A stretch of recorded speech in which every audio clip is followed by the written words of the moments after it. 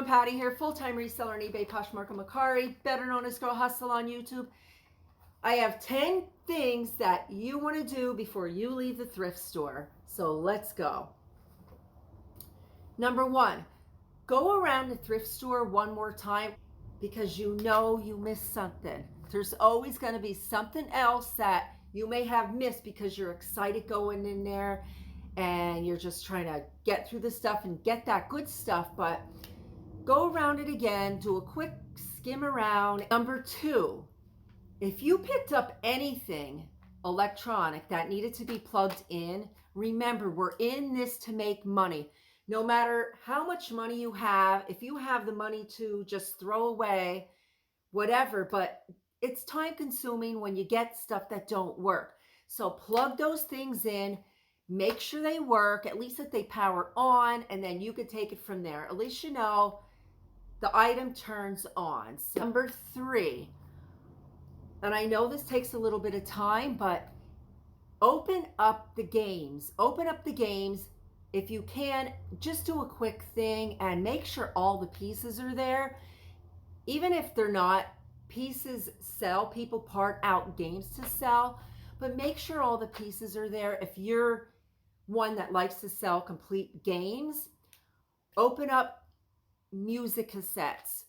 Sometimes you will get a cassette and the cover will say something, and then you open it up and it's not the right band that's in there. So open up the cassettes, open up the DVDs and the video games. Make sure again that it's in there. Also that it's not scratched up real bad, and that the right game or music goes to the right case that you have. Another thing to remember, if you're buying video games and music, you want to test this stuff to make sure it works, so that there ain't no scratches, especially with video games and records and stuff like this. And I know this is just a refresher, this kind of stuff, but this is important stuff. This stuff takes time, and it will take you less time at home. When you get this at home, you know, at least, you know, you check these things, or you gave it a quick once over. Number 4, if you buy books to sell, just do a quick through that it looks good, that there's no rips or tears. Sometimes writing on the inside of the cover doesn't matter, but don't just pick it up real quickly. Like pencil marks don't matter because you can erase them, but just quickly skim through the book, make sure that it's good, there ain't no pages missing or stuff like that. Note of the days that the particular store has different colors on sale.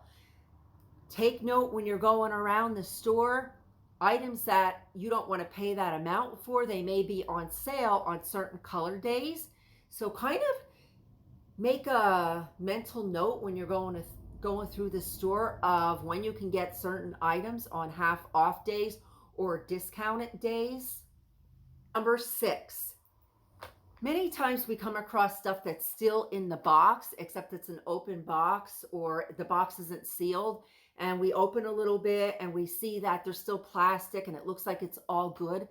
Please, please, please take that little bit of time to open the box and make sure. You never know, something could be in there broke, something could be in there missing. Make sure, especially because you know if it's looking new in the box to them, they're going to mark it up. You don't know how much,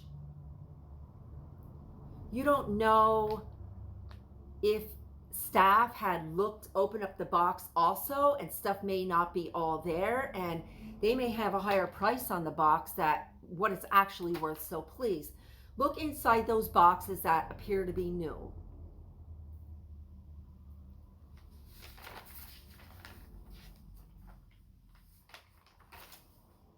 Number 7, look in your cart and put back junk. Anything that's cheap or just junk, put back the junk. You don't need it. The good stuff.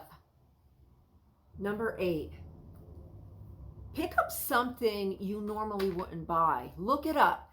Go through the stores you're going through. If something kind of calls to you, look up that item even if it's not something you would usually even sell, look up the item, pick up something different. Sure that you look in the cases, and sometimes they have little dressers that have drawers in with, they might have underwear or stockings or belts or something in them. Make sure that you're looking in them drawers, because you can find little treasures in there that you never even knew, because you're just scanning everything that you can see at eye level. So make sure you're looking on the bottom shelves, on the top shelves and everything like this. Number 9,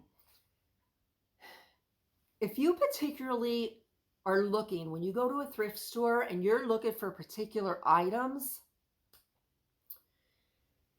for example, say you specialize or you sell a lot of women's jeans, do a quick scan of the men's jeans. You would be surprised how many times I have come across women and men's jeans in the wrong place. So, and you may be able to find good ones. So please just do a quick skim. You don't know unless you try. And I know we're always in a hurry, but this is just something that I do to make sure that, I'm not missing out on something that may be in the wrong place in a store. Remember, we are in this to make money. If you look in your cart and your prices are good, you got a good deal, you feel you got a good deal, buy them, and more importantly, go home and list them. List them. You're not going to make money if they're sitting in a pile. Just get them listed. Also, one other little tip, don't assume because you don't like something or you don't think something will sell that it's not going to sell. Remember, we're all different. We all have different tastes, and that's what makes us all special and unique. So hopefully you enjoyed these 10 tips while you're going through the thrift store. This helped you out, and hopefully you find some good stuff. If you haven't already, please like and subscribe.